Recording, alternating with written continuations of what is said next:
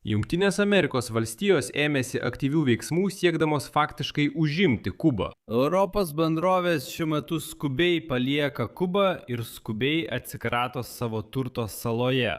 Tuo metu Kubos prezidentas Miguelis Diasas Kanelis kreipėsi su skubiu pareiškimu, kuriame paragino Jungtinės Amerikos valstijas skubiam dialogui. Reikalas tas, kad anksčiau pats Donaldas Trumpas viešai pareiškė, jog jis imsis Kubos, kai tik baigs reikalus su Iranu. Tačiau tą pačią dieną Jungtinės Amerikos valstijos paskelbė apie sankcijų įvedimą Kubos prezidentui ir jo artimiausiems žmonėms. Atrodytų, kad šios sankcijos nėra tokios jau griežtos, tačiau jos smogia ne tik Kubos prezidento aplinkai, bet ir Europos įmonėms. Anksčiau JAV tik sustiprino salų blokadą, jie nepraleido net rusiško tanklaivio su naftos produktais. Ir štai Rusijos federacijos užsienio reikalų ministerija jau paskelbė oficialų pareiškimą, kad jų nuomonė virš Kubos kaupėsi debesis dėl to, jog JAV planuoja karinę ataką prieš salą. Tiesiai prieš šių metų lapkritį vykstančius rinkimus į Kongresą. Mano vardas Aleksejus Pečijus, aptarkime šią temą kartu. Tačiau prieš pradėdami paprašysiu jūsų užsiprenumeruoti kanalą ir paspausti patinka. Parašykite bet kokį savo komentarą ir užsiprenumeruokite mano Telegram kanalą Peči News. Nuoroda į jį yra šio vaizdo įrašo aprašyme. Taigi, Jungtinės Amerikos valstijos įvedė naujas sankcijas prieš Kubos valdžią, bet ne tik prieš valdžią, todėl čia reikia pasigilinti. Sankcijos, kurios buvo įvestos ketvirtadienį po to, kai Donaldas Trumpas pasirašė įsaką dėl priemonių prieš salą išplėtimo, įšaldo privačių asmenų turtą ir sąskaitas JAV. Donaldo Trumpo administracija įvedė sankcijas prieš Kubos prezidentą Miguelį Diasą Kanelį, jo žmoną ir dar 3 asmenis. Pagal JAV valstybės sekretoriaus Marco Rubio pasirašytą pareiškimą, tie, kuriems taikomos sankcijos, cituojant, vadovauja režimui arba finansuoja jį ir jo pastangas mobilizuoti radikalius revoliucinius judėjimus Jungtinėse valstijose ir visame pasaulyje. Šis žingsnis iš karto sulaukė pasmerkimo Havanoje. Prezidentas Diasas Kanelis pareiškė, kad tai yra politinis aklumas, citata. Papildo baudžiamąsias priemonės, kurios pastarosiamis savaitėmis buvo taikytos mūsų šaliai ir kuriomis siekiama pakenkti Kubos žmonėms. Sankcijos taip pat buvo pritaikytos Alejandrui Castrui Espinui, kuris yra vienintelis buvusio Kubos lyderio Raulio Castro ir Vilmos Espin sūnus. Jis buvo Kubos gynybos ir nacionalinio saugumo komisijos patarėjas ir beje dalyvavo, kai Raulis Castro Havanoje sutiko tuometinį JAV prezidentą Baracką Obamą. Per istorinį susitikimą 2016 m. kovą į sankcijų sąrašą įtrauktas ir Castro Espino sūnus Raulis Alejandras Castro Kalisas. O štai ketvirtadienį įvestos priemonės, kurios buvo priimtos po to, kai Trumpas pasirašė įsaką dėl sankcijų Kubai išplėtimo, numato šių asmenų turto ir banko sąskaitų Jungtinėse valstijose įšaldymą. Čia lieka neaišku, kiek jų finansiniai interesai iš tikrųjų yra susiję su Amerikos sistema, nes, gana mažai tikėtina, kad, pavyzdžiui, Kubos prezidentas ar kiti asmenys turi, tarkime, turtą ar banko sąskaitas Jungtinėse Amerikos valstijose.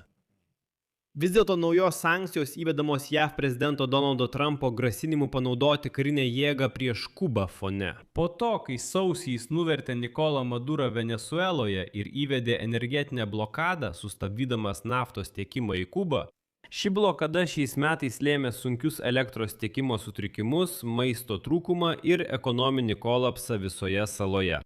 Šios grėsmės įgavo papildomo svorio po to, kai praėjusį mėnesį JAV paskelbė apie baudžiamųjų kaltinimų pareiškimą Rauliui Castrui. Todėl paskutinės sankcijas galima vertinti kaip pasiruošimą intervencijai arba kaip spaudimo didinimą Kubos režimui, siekiant priversti jį sudaryti sandorį. Tuo pačiu Trumpo ir valstybės sekretoriaus Marco Rubio retorika gali rodyti tiek pirmąjį, tiek antrąjį scenarijų. Atsakydamas ketvirtadienį į klausimą, ar sankcijos skirtos paspartinti Kubos žlugimą, Trumpas pareiškė, cituoju, mes tiesiog norime, kad jie turėtų normaliai valdomą šalį. Šalis badauja, neturi energijos, neturi naftos, neturi pinigų, ji neturi nieko, tačiau ji turi nuostabią teritoriją. Ten galėtų būti puikūs kurortai.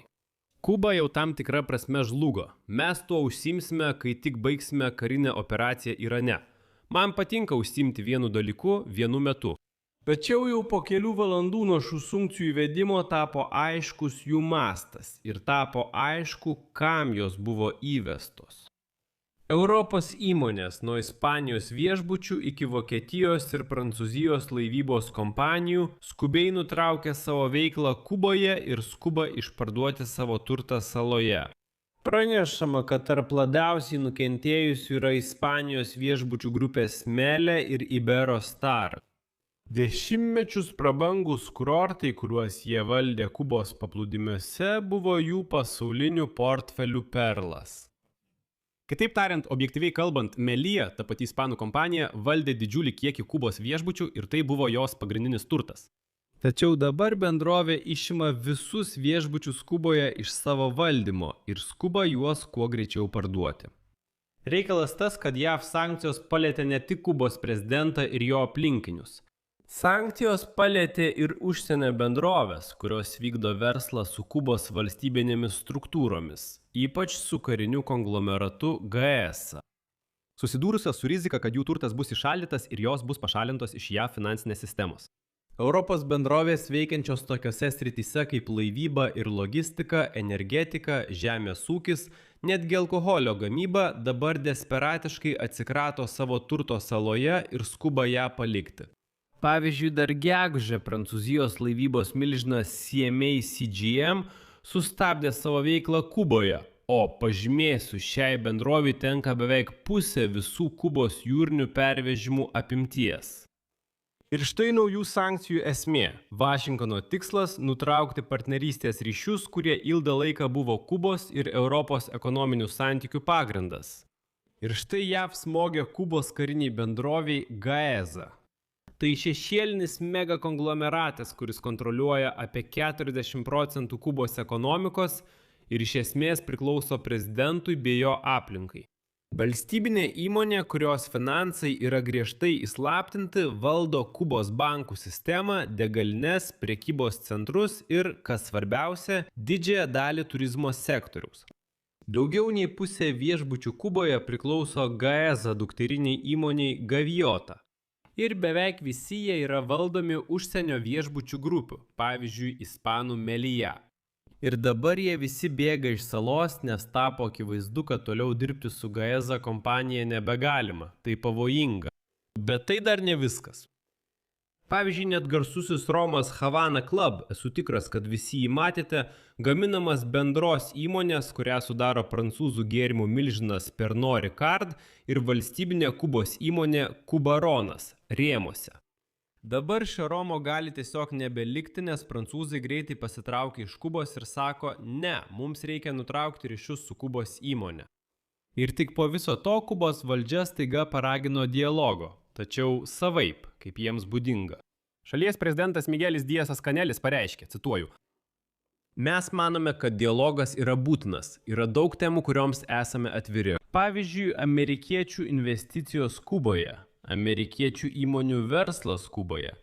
Tačiau Kuba neketina svarstyti galimos valdžios kaitos saloje ir verčiau norėtų susitelkti į ekonominius klausimus. Pavyzdžiui, aptarti galimybę sušvelninti JAV vykdomą jūrų blokadą prieš salą. Na ir žinoma, kaipgi šioje istorijoje apsieiti be rusų, kurie visur kiša savo nosį. Rusijos federacijos užsienio reikalų ministerijos vadovas Sergejus Lavrovas pareiškė, kad, cituoju, virš Kubos kaupėsi debesys. Dėl to, kad JAV planuoja imtis labai pavojingų veiksmų prieš salą prieš šių metų lapkritį vyksiančius kongreso rinkimus. Ir štai Lavrovo nuomonė, pasitelkus operaciją prieš Kubą, Baltieji rūmai gali bandyti įrodyti respublikonų administracijos sėkmę būtent prieš rinkimus. Na, šiaip ar taip JAV iš tikrųjų vis stipriau veržia kilpą aplink Kubos kaklą. Akivaizdu, kad tikimasi, jog ir be karinės operacijos Kuba žlugs arba pradės dialogą, kuris būtų priimtinas Vašingtonui. Čia padėsiu daugtaškį. Savo nuomonę ir išvadas rašykite komentaruose po šiuo įrašu. Prenumeruokite kanalą, paspauskite patinka ir paspauskite varpelę. Na, o jei norite paremti šio YouTube kanalo veiklą, tai galite padaryti paaukoję bet kokią sumą pagal nuorodas ir rekvizitus šio vaizdo įrašo aprašyme. Tai tiek, saugokite save, iki visi, tęsinys.